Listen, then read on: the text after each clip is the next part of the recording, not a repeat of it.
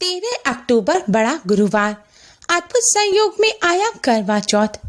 चंद्रमा को जल देने वाले करवे में डाल दे यह एक चीज, दिन दूनी रात चौगनी होगी तरक्की, मिट जाएगी गरीबी, वैवाहिक जीवन बनेगा सुख में बढ़ेगा प्रेम।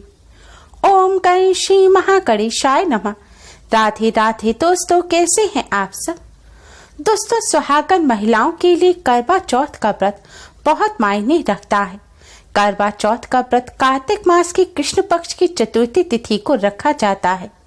इस दिन महिलाएं पूरे दिन निर्जला व्रत करती हैं और शाम को पूजन कर चंद्रमा को अर्घ्य देने के बाद पति के हाथ से पानी पीकर व्रत को खोलती हैं।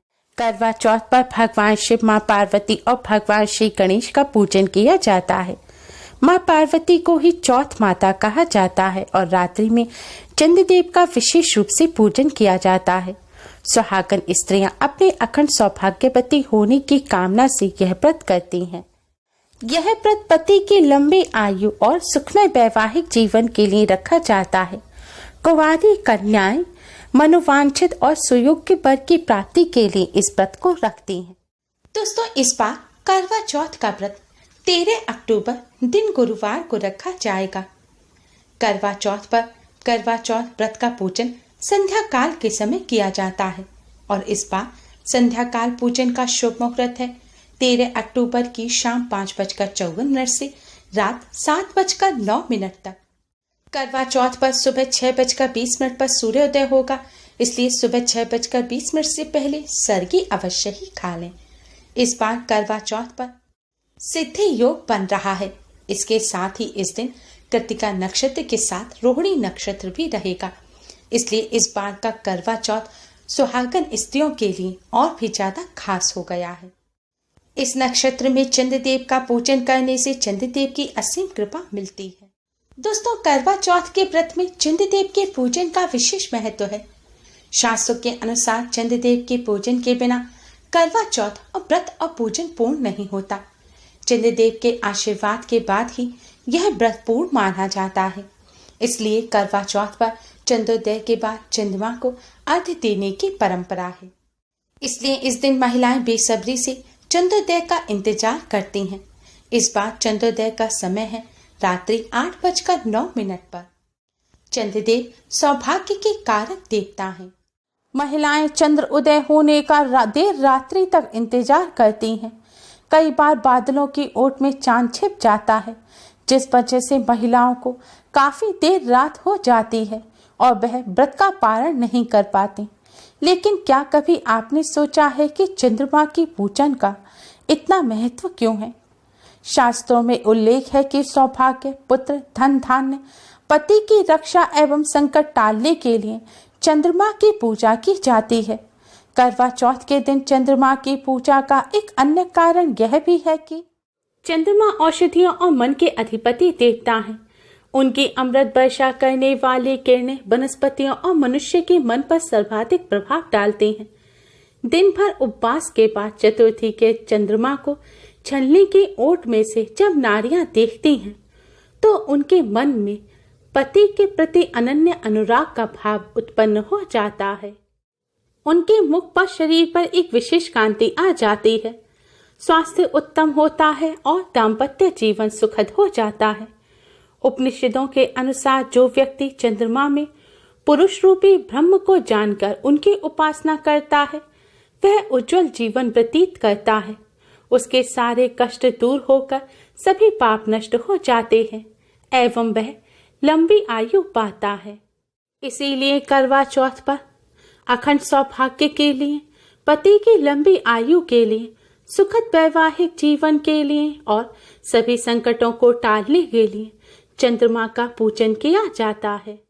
चंद्रदेव का पूजन करने से पहले संध्या काल के समय भगवान श्री गणेश, मां पार्वती, भगवान शिव जी का पूजन करें। पूजन करते समय ही एक करवे में शुद्ध जल भरकर उसमें थोड़ा गंगा जल डालकर पूजन के दौरान आप अवश्य ही रखें। फिर इसी करवे से आपको रात को चंद्रदेव को अर्घ्य देना है। चंद्रदेव को अर्घ्य देने के लिए पूजा की थाली तैयार करें। थाली में आप करवा रखें। वही करवा जिसे पूजन के दौरान आपने जल भर कर रखा था। इसी करवे से आपको चंद्रदेव को जल देना है।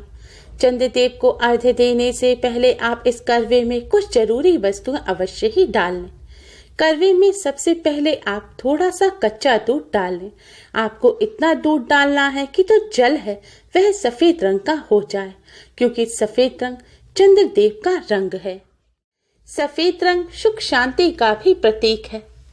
अब आपको इस जल में थोड़े से साबुत चावल डालने हैं। ध्यान रखें, खंडित चावल ना डालें, आपको साबुत चावल डालने हैं।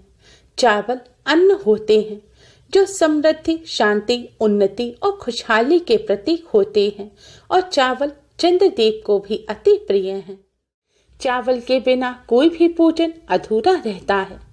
चावल डालने के बाद आपको इस जल में एक गुलाब का पुष्प डाल लेना है। अगर गुलाब का पुष्प आपको ना मिले तो आप इस जल में थोड़ा सा गुलाब का इत्र, लेकिन ध्यान रखें अल्कोहल वाला इत्र नहीं होना चाहिए, यानी कि परफ्यूम नहीं होना चाहिए, इत्र डालें। इत्र भी ना हो तो थोड़ा सा गुलाब जल डाल लें।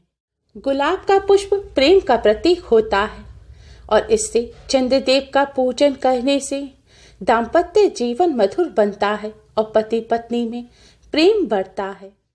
ये सभी चीजें डालने के बाद आपको इस जल में एक बताशा भी डालना है।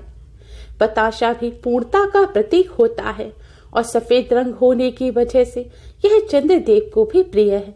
बताशा ना हो तो थोड़ी सी शक्कर या मिश्री अवश्य ही डालें, लेकिन आपको जल को मीठा करके ही चंद्रदेव को चढ़ाना है। इस तरह आपका जल तैयार हो जाएगा। अब आप इस करवे को एक थाल में रख लें। थाल में थोड़े से साबुत चावल रखें, थोड़ी कुमकुम रखें, पुष्प रखें, फल रखें। अगर बताशा हो तो बताशा भी रखें, नहीं तो सफेद रंग का कोई भी आप मिष्ठान रखें। आप चावल की खीर बनाकर भी रख सकते हैं। चंद्रदेव के पूजन में अधिक से अधिक सफेद रंग की वस्तुओं का इस्तेमाल करें, और आप पूजा की थाली में एक आटे का दिया बनाकर रखें। दिए में शुद्ध घी भरें और रुई की बाती लगाएं। एक छलनी रखें जिससे आपको चंद्रदेव के दर्शन करने हैं। एक जल से भरा हुआ लोटा रखें जिसे पीकर आपको व्रत खोलना है। ध्यान रखें, इस थाल में आपको माचिस नहीं रखनी है, और चावल भी साबुत ही रखने हैं। अखंडित चावल आप, यानी कि टूटे हुए चावल, पूजा की थाली में ना रखें। रात को चंद्रदेव उदय होने के बाद आप चंद्रदेव को अर्घ्य दें। अर्घ्य देने के लिए आपके हाथों से जितना दूर आप करवा पकड़ सकें उतना दूर पकड़ें, जिससे जल की छींटें आपके पैर पर ना पड़ें। ऐसा होना शुभ नहीं माना जाता। अब आप इस जल से चंद्रदेव को अर्घ्य दें। चंद्रदेव को अर्घ्य देने के पश्चात करवे में जो भी चावल या फूल कुछ भी बचा हो तो उससे आप अपने हाथ से निकालकर जल के स्थान पर डाल दें। जल देने के बाद आप कुमकुम, अक्षत और पुष्प को चंद्रदेव को देखते हुए जल देने के स्थान पर छिड़क दें। चंद्रदेव को अर्घ्य देते समय ओम सौम सौमाय नमः मंत्र का मन ही मन जाप करती रहें। इस तरह पूजन करने के पश्चात आप छलनी में आटे का दिया रखें। अब इस दिए को जलाएं। दिया जलाकर आप इस छलनी में से पहले चंद्रदेव के दर्शन करें, फिर आप अपने पति के दर्शन करें, फिर पति के पैर छूकर उनसे आशीर्वाद लें। इसके बाद ही पति के हाथों जल ग्रहण कर व्रत को खोलें। व्रत खोलते समय पति के हाथ से ही कुछ मिष्ठान भी अवश्य ही खाएं। अधिकतर कई महिलाएं ऐसा करती हैं कि छलनी में जो दिया होता है उसे सिर से पीछे की तरफ फेंक देती हैं। ऐसा भूलकर भी नहीं करना चाहिए, यह बहुत बड़ा अपशकुन होता है। आप इस दिए को जल देने के स्थान पर ही रख दें। अगर हवा से दिया बुझ भी जाए तो इससे कोई अपशकुन नहीं होता। चंद्रदेव का पूजन करने के पश्चात आप हाथ जोड़कर चंद्रदेव को प्रणाम करें और मन ही मन अपनी मनोकामना चंद्रदेव के सामने रखें। अपने पति की लंबी आयु के लिए, वैवाहिक जीवन को सुखमय बनाने के लिए, घर की सुख समृद्धि के लिए, पति की सफलता के लिए कामना करें। और अगर आप पति पत्नी में किसी भी प्रकार का कोई कलह रहता है, कोई अनबन रहती है, तो उसे भी दूर करने की चंद्रदेव से प्रार्थना करें। शास्त्रों में उल्लेख है, इस तरह चंद्रदेव की पूजा करने से अखंड सौभाग्य, पुत्र, धन धान्य का वरदान मिलता है, पति की रक्षा होती है और जीवन में आ रही सभी बाधाएं और संकट टल जाते हैं। उम्मीद है आपको हमारी ये वीडियो पसंद आई होगी। प्लीज लाइक करें, हमारे इस वीडियो को अपने फ्रेंड्स और रिश्तेदारों में ज़्यादा से ज़्यादा शेयर करें, जिससे वह भी इसका लाभ उठा सके। हमारी और भी वीडियोस के लिए हमारे चैनल को सब्सक्राइब करना ना भूलें। Thanks for watching. Radhe Radhe.